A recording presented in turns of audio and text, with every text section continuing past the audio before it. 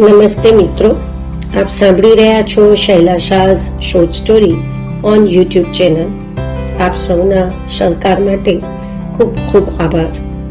મિત્રો, આજની આપણી વાર્તાનું નામ છે કોઠી. પલંગ પર પડી પડી મીનાક્ષી ઉપર ફરતા પંખાને તાકી રહી હતી. જાણે એ પંખાની ગોળ ગોળ પાંખો એની જિંદગીની આપ વીતી કહી રહી હતી. વર્ષોના વહાણા વાઈ ગયા હતા. ચારે બાજુથી એકલતા કોરી ખાતી હતી. ન જાણે હજી કેટલા વર્ષો આ એકલતામાં કાઢવાના હતા. આવડી મોટી કોઠી ખાવા દોડતી હતી. એક વખતની ધમધમતી હવેલી કહો કે કોઠી જાણે સૂની પડી ગઈ હતી. મીનાક્ષી ભૂતકાળમાં સરી પડી. 18 વર્ષની હતી ને ત્યારે પોતાનાથી બમણી ઉંમરના જાગીરદાર પ્રતાપસિંહ સાથે પિતાએ પૈસો જોઈ પરણાવી દીધી હતી.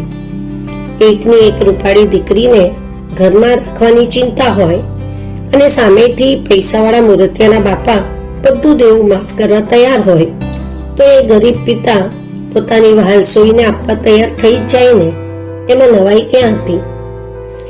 નવી આ ઘરમાં આવી ત્યારે ઘરમાં સાસુજી તો ઠીક, પણ વડ સાસુના પણ હુકમનું પાલન કરવું પડતું હતું.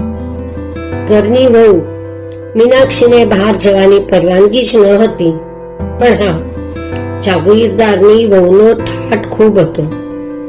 ઘરેણાઓથી લદાયેલી અને નોકર ચાકરથી ઘેરાયેલી સુંદર મીનાક્ષી આને જ જિંદગીનું સુખ માણવા લાગી હતી.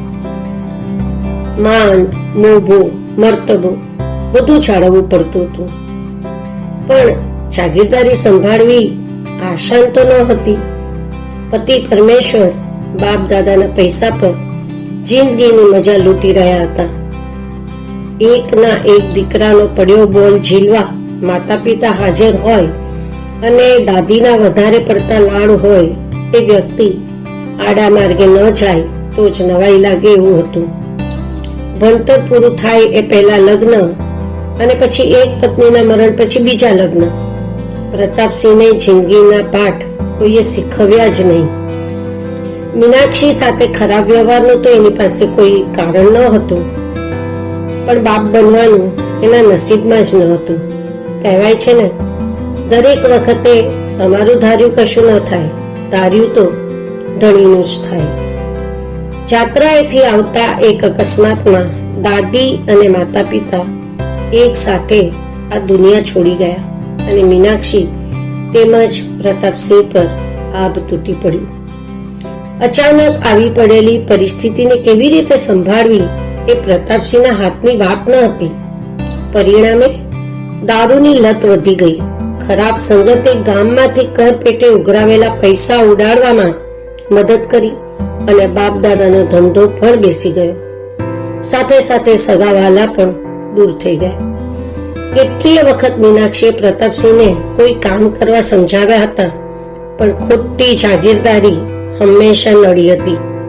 આમ પણ મીનાક્ષીની આ ઘરમાં કોઈ કઠપૂતળીથી વધારે કિંમત જ ક્યાં હતી કે એ એનું સાંભળે. કહેવાય છે ને કે કુબેરના ખજાનેને પણ સાચવો નહીં તો એ ખલાસ થઈ જાય. ધીરે ધીરે જાહો જલાલી ખલાસ થતી ગઈ. નોકરો પોસતા ન હતા કે એ નોકરોને હવે આ જાગીરદારની પૈસા વગરની જાગીરદારી પોસાતી ન હતી એ કહેવું મુશ્કેલ છે. એ બધા એક પછી એક ચાલી ગયા. ન ગઈ ફક્ત જીવીબાઈ. કદાચ એની પાસે ક્યાંય જવાની જગ્યા જ ન હતી. આ ઘરમાં 40 થી પણ વધારે વર્ષોથી એ હતી અને આ ઘરમાં એ આવી ત્યારે માત્ર 11 વર્ષની હતી. પ્રતાપસિંહને કદાચ એ દીકરાની જેમ પ્રેમ કરતી હતી, પણ સામે પ્રતાપસિંહ માટે એ ફક્ત એક નોકરાણીથી વધારે કશું જ ન હતી. પૈસાની જરૂરિયાત વધતી ચાલી અને થોડા વર્ષોમાં તો જમીન જાયદાદ અને બાપ દાદાએ જમાવેલી પેઢી વેચી નાખવી પડી. બચી હતી ફક્ત એક આ કોઠી. એ વેચી નાખે તો રહી સહી આબરૂ પણ જતી રહે, પણ વગર કામ ધંધે આ પૈસો કેટલો ટકે? અધૂરામાં પૂરું. સરકારે જાગીરદાર પાસેથી કર ઉઘરાવવાના હક છીનવી લીધા પછી પાયમાલ થવાની શરૂઆત થઈ ગઈ. દેશ આઝાદ થયો અને જાગીરદારી ખતમ થઈ ગઈ. સાથે સાથે માન ગયું, મર્તબો ગયો અને વંઠેલ મિત્રો પણ ગયા. પ્રતાપસિંહ કશું જ સહન ન કરી શક્યા અને એક રાતે એમણે ગળો ફાંસો નાખી જીવન ટૂંકાવ્યું. બધા જ ઘા સહન કરવા રહી ગઈ માત્ર મીનાક્ષી અને જીવીબાઈ. એવા દિવસો જોવાનો વખત આવ્યો હતો. પંખાના ઘર ઘર અવાજે ફરી મીનાક્ષી વર્તમાનમાં આવી ગઈ. સવાર પડી ન હતી પણ સૂરજ તો ઉગી ગયો હતો. બેનબા, હવે કંઈક કરવું પડશે. જીવીબા, હું પણ એ જ વિચારતી હતી. આપણે ઉપરના 2 ઓરડા રાતવાસો કરવા મુસાફરોને આપીએ તો 2 પૈસા મળી રહેશે. વાત તો બરાબર છે. હું આજે જ ગામમાં કહેણ નાખું છું. પણ ગામમાંથી ભાડે રહેવા આવતા સાહુકારોને રાતવાસા સાથે મીનાક્ષીને પણ ટાંવવાની મનસા રહેતી. પરિણામે પૈસા માટે આ યુક્તિ કામયાબ ન નીવડી. કોઠીના દરવાજા કાયમ માટે બંધ રાખવા પડ્યા. કોઠીના દરવાજા આ સાહુકારો માટે પણ બંધ જ રાખવા પડ્યા. એક દિવસ જીવીબા એક સાંજે ઉતાવળે મીનાક્ષી પાસે આવ્યા. બેનબા, ગામમાં એક બહેન મળ્યા. એમને 2-4 દિવસ રાતવાસો કરવા એક ઓરડાની જરૂર હતી. એથી હું એમને અહીં લઈ આવી છું. નીચે દિવાનખંડમાં બેસાડ્યા છે. જીવીબા, બહુ સારું કર્યું. હવે તો ખાવાના સાસા પડવા લાગ્યા છે. મને અશુભ જેવું લાગે છે. એમને મારી બાજુના જ ઓરડામાં રહેવા આપો ને. ઉપર લઈ આવો. જીવીબા એ બેનને ઉપર લઈ આવ્યા. મીનાક્ષી એને જોતી રહી ગઈ. સુંદર જુવાન બાઈ એ જોઈ રહી. શું નામ તમારું? ચંપા. ફક્ત ચંપા? અહીંયા ગામમાં નવા છો? હા, દરેક ગામ મારા માટે તો નવું જ છે.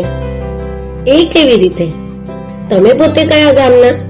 કોઈ કામ કરો છો? બાપ રે, કેટલા સવાલો! જરા અટકી એ ફરી બોલી. મારું કોઈ આ ગામ નથી અને મારું પોતાનું કહી શકાય એવું પણ આ ગામમાં કોઈ નથી. હા, આ ગામમાં આવી હતી એક સાહુકારના ઘરે. એની પત્ની જે આજે પિયર જવાની હતી એ 2 દિવસ પછી જવાની છે. તો તમને શું લાગે વળગે? એ સાહુકાર તમારો કોઈ સગો છે? બહેન, આ દુનિયામાં કોઈ કોઈનું સગું નથી. હું એની જરૂરિયાત છું. ઘણી વખત એ મને બોલાવે છે. ચંપાનો ઈશારો ન સમજી શકે એટલી તો મીનાક્ષી મૂર્ખ ન હતી. છી, તને શરમ નથી આવતી? જીવીબા, અને હમણાં જ અહીંથી રવાના કરો. આવા હલકા કામ કરવા વાળી આ પાપની ગઠરી અહીંથી કાઢી મૂકો. મારી પવિત્ર કોઠી અભડાઈ જશે. આ હલકા કામ અને પાપ શું મારી મરજીથી કરું છું? રાજગાદી પર બેસીને કોઈની મજબૂરી તમે કેવી રીતે સમજી શકશો? મજબૂરી એ બધી બચાવની વાતો છે. એવી કઈ મજબૂરી હોય કે તારે દેહ વેચવો પડે?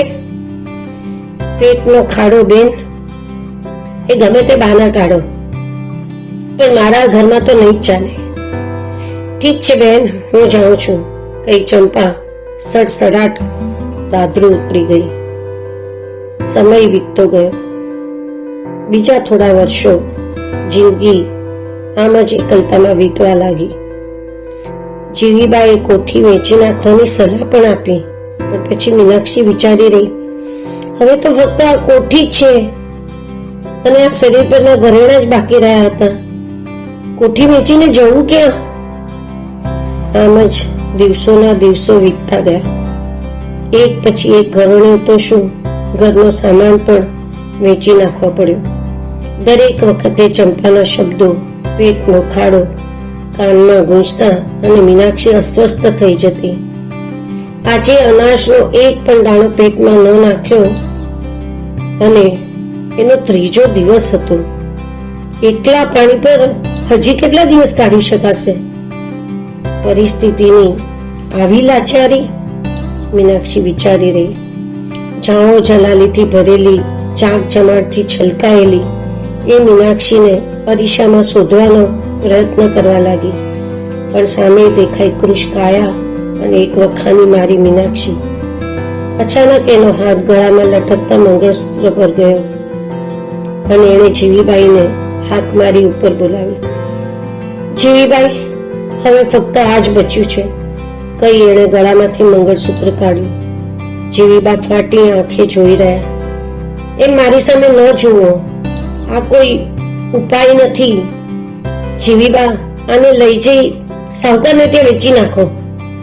જીવીબાએ હાથમાં મંગળસૂત્ર લીધું. દાદરો ઉતરતા લાચારીથી જીવીબા બોલ્યા, પણ હવે આ પૈસા એ ક્યાં સુધી ટકશે?